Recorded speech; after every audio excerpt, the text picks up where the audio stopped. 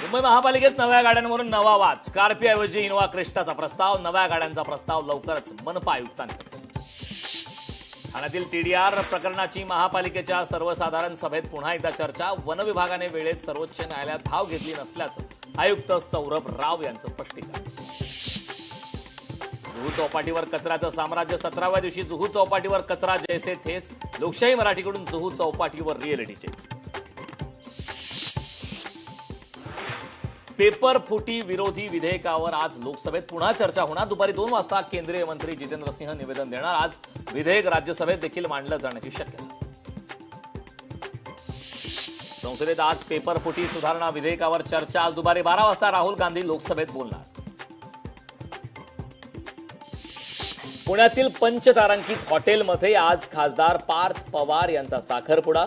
मुख्यमंत्री उपमुख्यमंत्र्यांसह अनेक मंत्री कार्यक्रमाला उपस्थित राहणार. नीट यूजी पेपर फुटी प्रकरणी सीबीआयकडून 13 आरोपींविरोधात आरोपपत्र दाखल.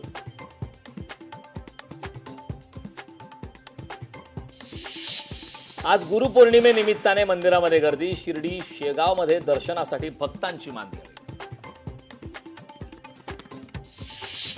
राज्यातील विविध भागात आजपासून जोरदार पावसाचा इशारा. नागपूर जिल्ह्यात पावसाचा ऑरेंज अलर्ट.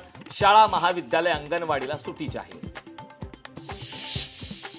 दिल्लीत अतिवृष्टीने जनजीवन विस्कळीत. बाजारपेठांमध्ये गुडघाभर पाणी.